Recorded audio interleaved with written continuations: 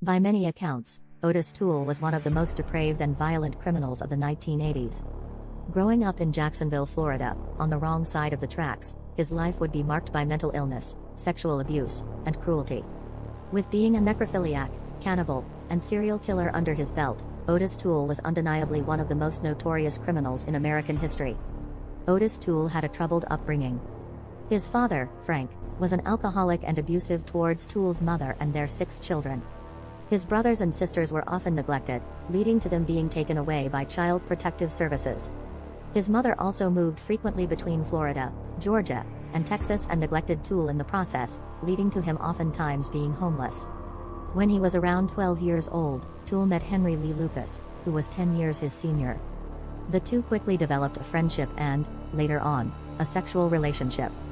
Allegedly, Lucas introduced Toole to cannibalism, murder, and arson. In time, they became a pair of notorious serial killers known as the Deadly Duo. Toole and Lucas went on a killing spree that spanned from the late 1960s to the early 1980s. It is speculated that they were responsible for the deaths of over 100 people. As the victims mounted, law enforcement and the public became increasingly aware of the duo's activities. In 1983, the two were eventually arrested and brought to justice. After his arrest and conviction, Toole appealed to his death sentence and was instead sentenced to life in prison. He willingly confessed to 7 of the murders he was accused of and was charged with another 2.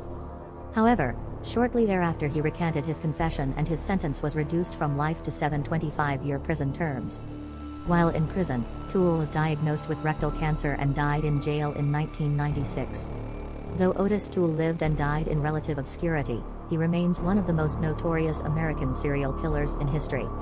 His grisly acts of violence and depraved inclination stayed with him until the end of his life, and his influence is still felt today. Even with his death, the legacy of Ottis Toole lives on.